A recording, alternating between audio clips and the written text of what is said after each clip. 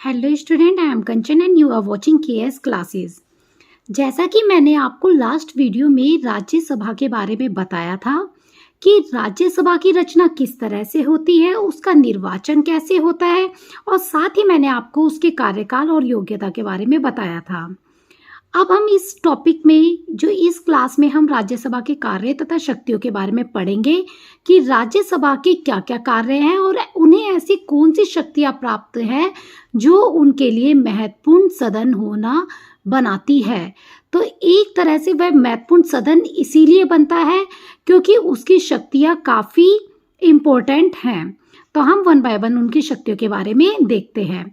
तो राज्यसभा को अनेक शक्तियां प्राप्त है और जिन्हें हमने अलग अलग पार्ट्स में डिवाइडेड किया है, जैसे कि उनकी विधायी शक्तियां, वित्तीय शक्तियां, प्रशासनिक शक्तियां आदि। और जैसा कि बच्चों आपको मैंने पहले ही बताया था कि लोकसभा की जब मैंने आपको वीडियो बताई थी उसके अंदर मैंने जब संगठन तथा कार्य के बारे में बताया था तब आपको मैंने बताया था कि सेम जो शक्तियां राज्यसभा की हैं वही शक्तियां किसकी हैं, लोकसभा की। तो इनकी तरफ भी हम जान लेते हैं। लेकिन लोकसभा थोड़ा पावरफुल सदन हो जाता है क्योंकि वह जनता द्वारा प्रत्यक्ष रूप से चुना जाता है और जो सत्ता में 5 वर्ष तक रहता है और वह जनता के भले के लिए कार्य करता है। तो हम देखते हैं पहले इसकी जो विधायी शक्ति है उसके बारे में हम देखते हैं। तो जो विधायी शक्तियां हैं तो साधारण विधेयक के संबंध में दोनों सदनों की शक्तियां बराबर ही हैं।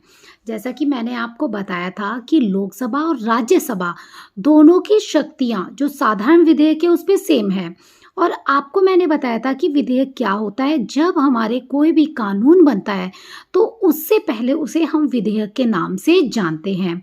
तो वो विधेयक पहले प्रस्तुत किया जाता है, बाद में ही उसको लागू किया जाता है जब राज्यसभा और लोकसभा दोनों सदन उसे पास कर देते हैं। तो कोई भी साधारण विधेयक लोकसभा या राज्यसभा किसी में भी पेश किया जा सकता है और लोकसभा द्वारा पारित विधेयक राज्यसभा द्वारा संशोधित और रद्द भी कर सकते हैं। यानी मैंने आपको बताया था कि राज्यसभा अगर लोकसभा कोई विधेयक पारित करता है तो उसे रिजेक्ट कर सकती है। तो इसी तरह से राज्यसभा भी लोकसभा द्वारा पारित किसी भी विधेयक को रिजेक्ट कर सकती है। और अगर विधेयक से संबंधित किसी मामले पर दोनों के बीच में मतभेद हो जाए तो उसके लिए राष्ट्रपति दोनों सदनों का संयुक्त अधिवेशन बुलाता है और संयुक्त अधिवेशन में जो निर्णय लिया जाएगा वही निर्णय मान्य होता है और ऐसी हालत में संयुक्त बैठक का परिणाम लोकसभा के पक्ष में होता है। अब आप बोलेंगे कि लोकसभा के पक्ष में क्यों होता है? तो लोकसभा के पक्ष में होने का मेन रीज़न यह है कि लोकसभा के जो सदस्य की संख्या होती है वो होती है आपकी 545 और जबकि राज्यसभा के सदस्यों की संख्या कितनी होती है? 250। इसीलिए जब संयुक्त बैठक होनी ही है तो विधायी शक्तियों के तौर पर जो लोकसभा है वो यहाँ पर ज़्यादा महत्व रखती है और उसके फेवर में सारी बातें चली जाती हैं। अब हम सेकंड पॉइंट की तरफ देखेंगे वित्तीय शक्तियों के बारे में। तो जहाँ तक धन विधेयकों का सवाल है तो राज्यसभा की सत्ता केवल नाम मात्र की ही है। यानी अगर हम धन विधेयक की बात करें तो यहाँ पर क्या होता है कि जो धन विधेयक है वो लोकसभा में शुरू हो सकते हैं और इस विवाद का निर्णय कि धन विधेयक है या नहीं तो लोकसभा अध्यक्ष करता है। तो लोकसभा क्या है? वही अध्यक्ष है, तो वही डिसाइड करते हैं कि कोई भी विधेयक वो धन विधेयक है या नहीं।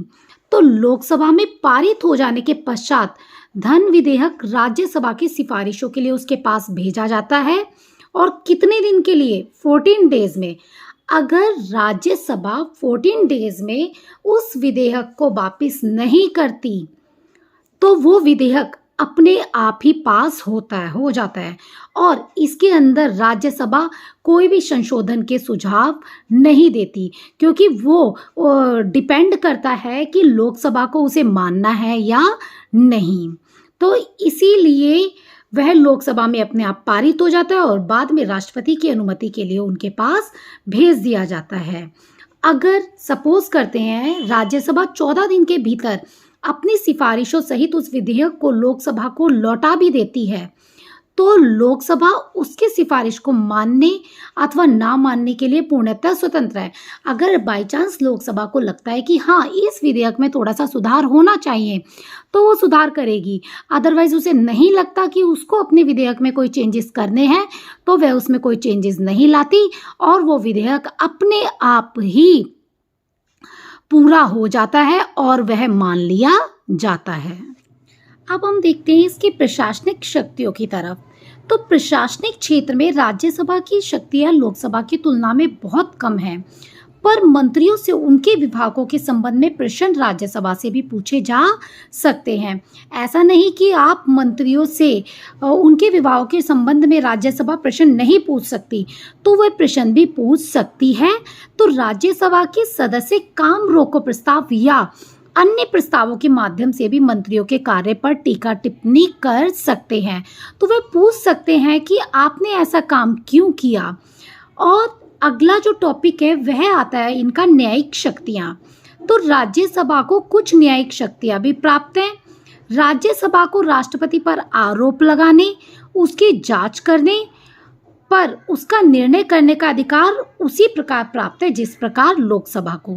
तो यहाँ पर हम कह सकते हैं कि लोकसभा और राज्यसभा दोनों ही ऐसे सदन हैं जो राष्ट्रपति या उपराष्ट्रपति के अगर उन्हें लगता है कि वह अच्छा बिहेव नहीं कर रहे, वो संविधान के अकॉर्डिंग नहीं चल रहे, तो उस पर वो आरोप लगा सकते हैं। और यदि आरोप राज्यसभा द्वारा लगाए जाएंगे तो निर्णय लोकसभा करेगी, और अगर लोकसभा द्वारा लगाए जाते हैं तो निर्णय राज्यसभा करती है। तो इसी तरह से अगर हम बात करें महाभियोग चलाने का उपराष्ट्रपति पर, तो वह सिर्फ राज्यसभा को ही है, वह लोकसभा को नहीं है। तो राज्यसभा सर्वोच्च न्यायालय व उच्च न्यायालय के न्यायाधीश को भी महाभियोग द्वारा हटाने के लिए प्रस्ताव पास कर सकती है। तो राज्यसभा लोकसभा के साथ मिलकर मुख्य चुनाव आयुक्त, महान्यायवादी तथा नियंत्रक एवं महालेखा परीक्षक के विरुद्ध भी दोषारोपण कर सकती है। तो ऐसा प्रस्ताव पास होने पर राष्ट्रपति संबंधित अधिकारी को हटा सकता है। तो यहाँ पर हम कह सकते हैं कि दोनों की शक्ति समान है। अगर हम सिर्फ विधायी शक्तियों को छोड़ दें तो आप देखोगे कि बाकी सारी शक्तियाँ मेनली लोकसभा और राज्यसभा की सेम ही है। बस धन विधेयक के संबंध में थोड़ा सा अलग पड़ जाता है, जिसमें लोकसभा को ज़्यादा महत्व दिया जाता है जबकि राज्यसभा को इतना महत्व नहीं दिया जाता। और जैसा कि आप सभी को पता है कि जो संविधान संशोधन की शक्ति है वह भी दोनों सदनों के पास सेम है। तो संशोधन प्रस्ताव किसी भी सदन में प्रस्तावित किया जा सकता है और दोनों सदनों की अनुमति के बाद ही वह राष्ट्रपति के पास भेजा जाता है। अगर दोनों सदनों की अनुमति नहीं है तो वह राष्ट्रपति के पास नहीं जाएगा। तो संविधान के कुछ उपबंध ऐसे भी हैं जिसमें संशोधन तभी हो सकेगा जब संशोधन प्रस्ताव संसद के दोनों सदन द्वारा पास हो जाए और संसद के कम से कम आधे राज्यों के विधानमंडल भी उसे अनुमोदित करे, तभी संविधान में संशोधन किया जा सकता है। कुछ टॉपिक्स पे अदरवाइज नहीं किया जा सकता। तो यहाँ पर हम देख सकते हैं कि जो राज्य की विधानसभाएं हैं उन्हें भी थोड़ा महत्व मिल जाता है। अब यहाँ पर हम देखते हैं कि चुनाव संबंधी शक्तियाँ। तो राज्यसभा के निर्वाचित सदस्य राष्ट्रपति के चुनाव में भी भाग लेते हैं।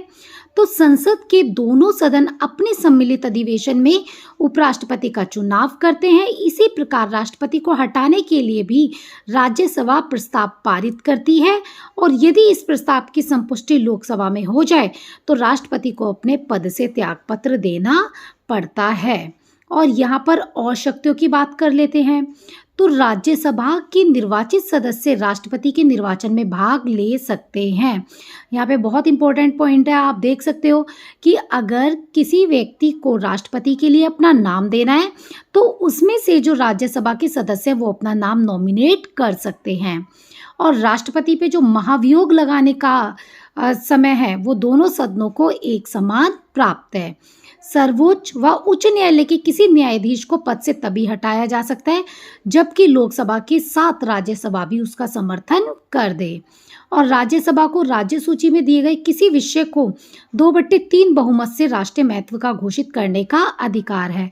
आपको पता है कि 3 तरह की हमारी सूचियां होती हैं, एक राष्ट्रीय महत्व की होती है, एक राज्य सूची होती है और तीसरी होती है आपकी समवर्ती सूची।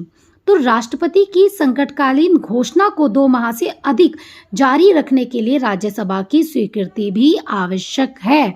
तो यहाँ पर हम देख सकते हैं कि राज्यसभा भी लोकसभा की तरह ही एक इम्पोर्टेंट हाउस है, लेकिन अगर हम ज़्यादा शक्तियों की बात करें तो यहाँ पर लोकसभा के मेंबरों की संख्या ज़्यादा होने से लोकसभा को यह शक्ति ज़्यादा प्राप्त है।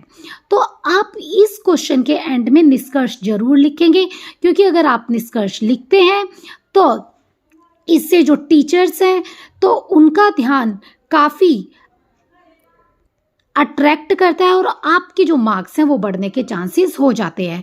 तो आपको ध्यान रखना है, जब भी आपको कोई क्वेश्चन करना है तो सबसे पहले आपको प्रस्तावना लिखनी है, बाद में क्वेश्चन को पॉइंट वाइज लिखना है, हाईलाइट करना है, आफ्टर देन आपको निष्कर्ष जरूर लिखना है। और अगर आपको मेरी ये वीडियोस पसंद आ रही हो तो प्लीज़ लाइक एंड शेयर कीजिए, और अगर आप पूरा वीडियो को वॉच करते हो तो सब्सक्राइब करना ना भूलें। Thanks for watching KS class.